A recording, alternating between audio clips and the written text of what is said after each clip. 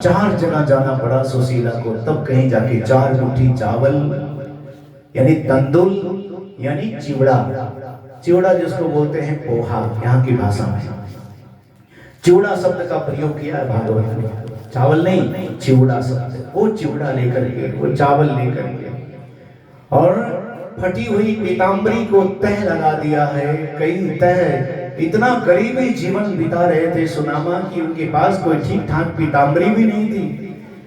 चार जगह से फटी हुई झीनी सी उसको चौपट दिया है और उसमें गांठ बांध दिया है और लेकर के महाराज सुदामा चल पड़े हैं। थक गए रास्ते में, भगवान की कृपा हो गई और सुदामा, सोए हुए सुदामा को भगवान द्वारिका में पहुंचा देते हैं अपनी माया से। पहुंच गए सोते हुए। अब आंख खुली तो चकाचौंध वाली द्वारिका नगरी को देखकर सुदामा ने सोचा, कहीं मैं सपना तो नहीं देख रहा हूं, मैं कहां आ गया। एक रास्ते से आदमी जा रहा था, उससे बुलाकर पूछे, भैया बताओ मैं जग रहा हूं कि सो रहा हूं। आंखें खोल करके बोल रहे हैं कि मैं जग रहा हूं कि सो रहा हूं। भैया तुम जग रहे हो। नहीं नहीं, मजाक मत करना भैया, हम ऐसे गरीब हैं, कहीं हमारी गरीबता का मजाक मत करना। बताओ। 2-3 बार सुदामा जी ने अपने हाथ को चिकोटी भरी कि मैं जग रहा हूं कि सो रहा हूं। विश्वास हुआ कि मैं जग रहा हूं। तो भैया ये क्या, कौन सी नगरी है? बोले ये द्वारिका नगरी है। अब द्वारिका नगरी का नाम सुनते ही सुदामा प्रसन्न हो गए। चलो चलते हैं भगवान के पास। और राजमार्ग में चले जा रहे हैं सुदामा महाराज। राजमार्ग में लोगों ने देखा ऐसी दशा सुदामा की कि बस क्या कहना। बड़ी स्थिति, ऐसी स्थिति वाले सुदामा को देख करके सभी के सभी बड़े चिंतित हो गए कि भगवान के यहाँ ऐसा गरीब ब्राह्मण पहुंच गए।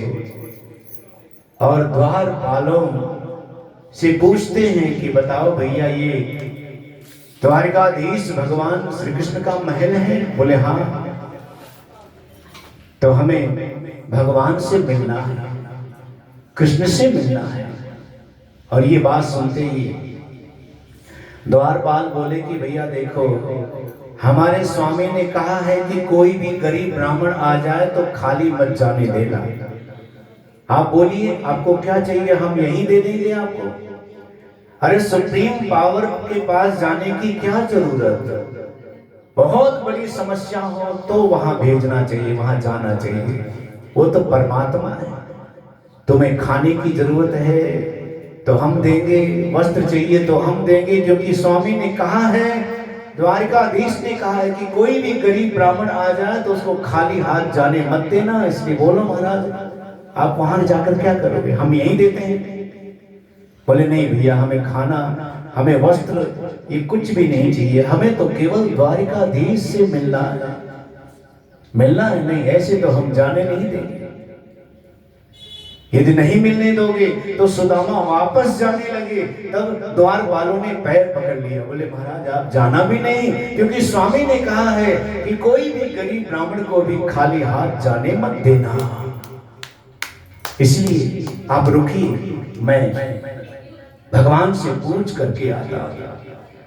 शीश पगान झगातन में प्रभु जाने को आए बसा कहीं ग्रामा। धोती फटी सिलटी दुपटी प्रभु आए काहे को श्यामा।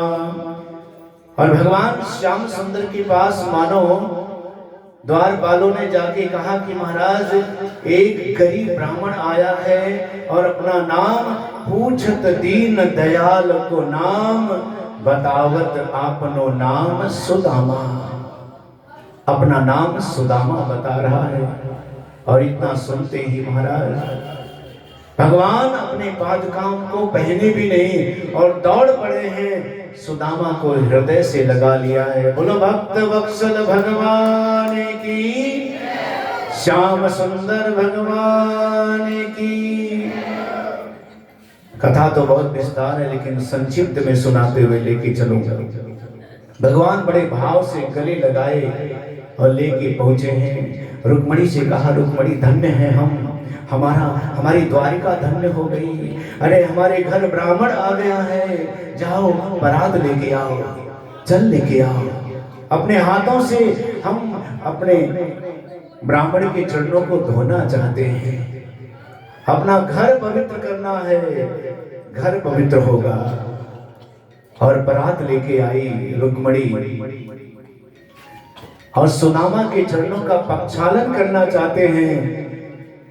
क्या देखा, सुदामा की दशा को देखकर भगवान के नेत्रों से अश्रु की धार बहने लगी कि हे सुदामा, देख सुदामा की दीन दशा, करुणा करके करुणा निधि रोए। पानी परात को हाथ छुयो नहीं, नैनन के जल से पग धोए। अपने नेत्रों के जल से मानो भगवान सुदामा के चरणों को प्रक्षालन करते हैं, धोते। अपने मुख से भगवान अपने दांतों से सुदामा के चरणों में जो कांटे लगे हुए थे, जो कांटे बिधे हुए थे, भगवान अपने मुख से सुदामा के पैरों के कांटे निकाल रहे हैं और नेत्रों से अश्रु की धार बह रही है कि हाय महान, हाय सखा, तुम इतने दिन तक कैसे दुख पाए, पहले आ जाते तो ये दुख नहीं सहना पड़ता। और भगवान श्याम सुंदर मानो सुदामा को चरणों को प्रक्षालन करने के बाद कहते हैं कि तुम थके हो सुदामा, जाओ स्नान करके आओ। और स्नान करने के लिए सुदामा जब गए हैं वहां स्नान घर में, तो देखा तो 16,108 कलश रखे हुए थे नहाने के लिए। सुदामा ने पूछा, कन्हैया ये कलश? बोले सबकी इच्छा है, क्योंकि 16,108 रानियां ने सोचा कि जिसकी सेवा भगवान कर रहे हो, अरे हमें भी तो सेवा करनी चाहिए, तो कम से कम सुदामा के लिए एक एक कलश जल ही रख देते हैं नहाने के लिए। सुदामा ने कहा, भैया 16,108 कलश से तो कभी मैंने नहाया ही नहीं, एक बाल्टी में ही नहा लिया, अपनी धोती भी निचोड़ ली। अब सबका सम्मान करने के लिए थोड़ा थोड़ा सा जल लिया है सुदामा ने कलश में, और स्नान करके सुंदर पीतांबर पहन करके सुदामा जब निकले हैं स्नान घर से, तो भगवान अपने हाथों में चंदन की कटोरी लेके खड़े हैं और चंदन की कटोरी लेकर सुदामा के मस्तक रेखा को देखा है भगवान ने। ध्यान से सुनना, मैं बहुत ज्यादा विस्तार नहीं कर रहा हूँ, बहुत संक्षिप्त में सुना रहा हूँ, समझने वाली कथा है सुदामा के चरित्र को। और देखा भगवान ने कि सुदामा के मस्तक पर लिखा हुआ है क्षय श्री। क्षय का मतलब होता है, छह मत समझ लेना, क्षय का मतलब, ये संस्कृत भाषा है। क्षय, क्षय का मतलब है नष्ट हो गया। क्षय श्री यानी जिसके भाग में धन संपत्ति है ही नहीं। सुदामा के भाग में धन संपत्ति का सुख नहीं था, इसलिए विधाता ने लिख दिया भाग्य में क्षय श्री। अब भगवान ने सोचा कि सुदामा के लिखे हुए भाग को विधाता ने जो लिख दिया उसको मैं कैसे मिटाऊं? कई विधाता आकर के बोले, ब्रह्मा जी महाराज जी आपने क्या किया, हम तो सबका भाग लिखते हैं और आप मिटाने पे लगे हो, तो मिटा भी तो नहीं सकता मैं।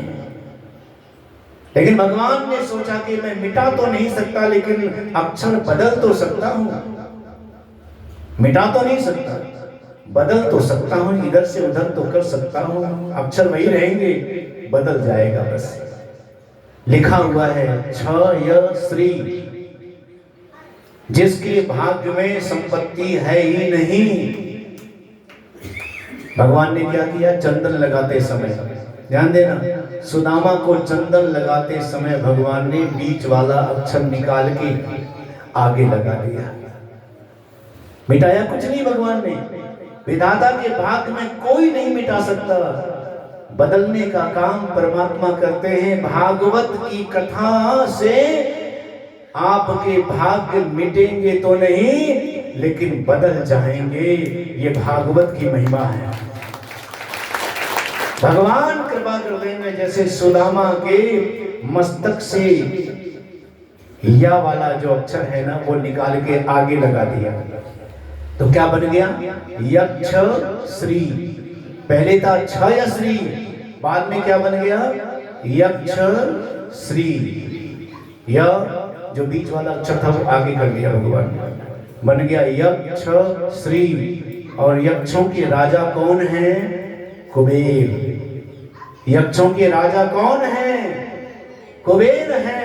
और भगवान ने चंदन लगाते समय ही केवल सुदामा को यक्षराज कुबेर की संपत्ति का मालिक बना दिया। बोलो द्वारिकाधीश भगवान की।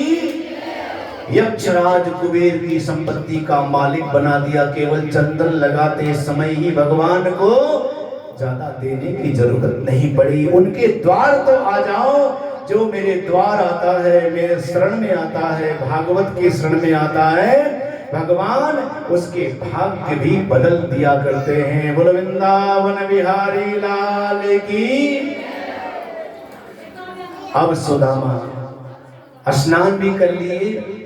अब भगवान उनको लेके गए, सुंदर थाल सजा दिया, भोजन आदि कर लिया। और भोजन करने के बाद सुदामा भगवान के बिस्तर पे सो गए।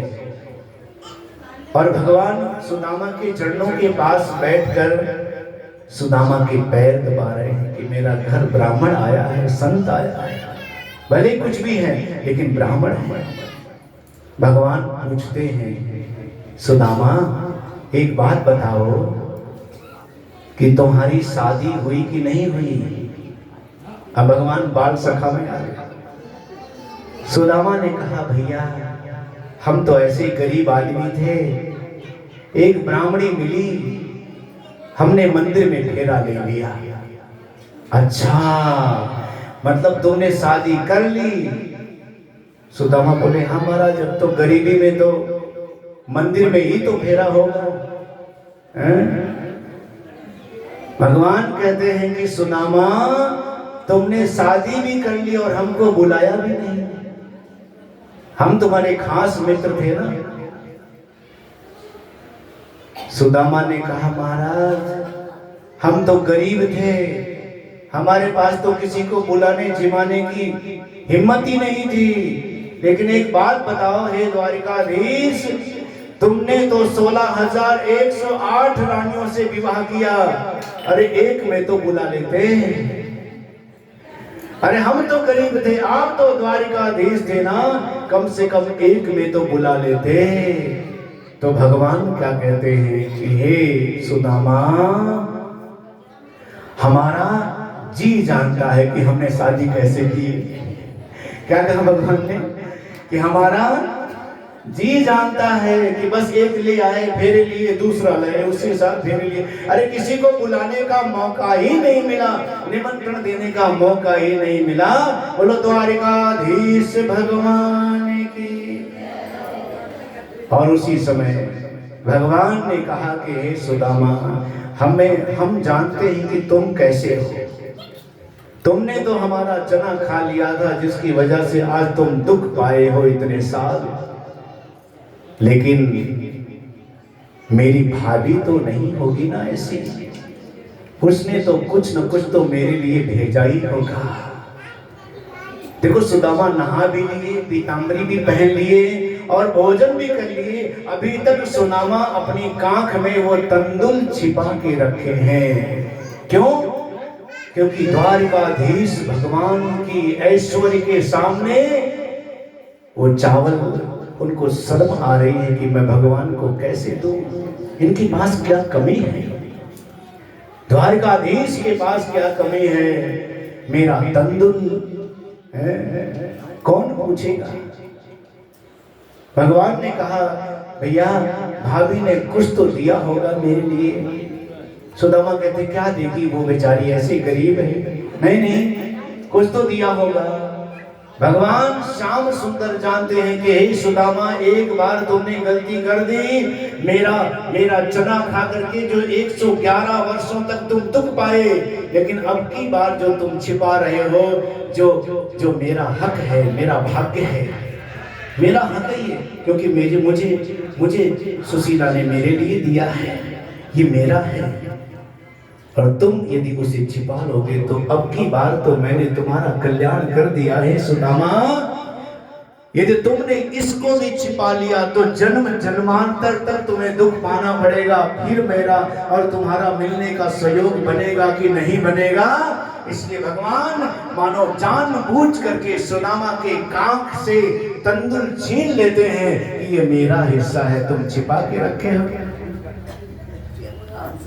सुदामा की आंखों में आंसू है। भगवान हाथ में तंदुल लिए हुए और अब एक मुट्ठी चावल निकाल करके भगवान खाने लगे। ध्यान से सुनो, कथा के तरीके से सुनेंगे तो आनंद आएगा।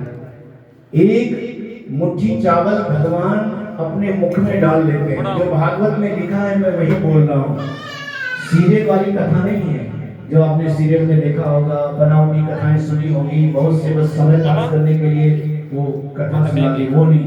जो भागवत में है वो सुनना है आपको। एक मुट्ठी चावल भगवान खा लिए और दूसरी मुट्ठी के लिए जैसे ही हाथ बढ़ाया कि रुक्मणी ने हाथ पकड़ लिया।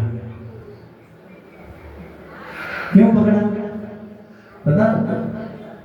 कितने लोगों को पता है कि रुक्मणी ने क्यों हाथ पकड़ा?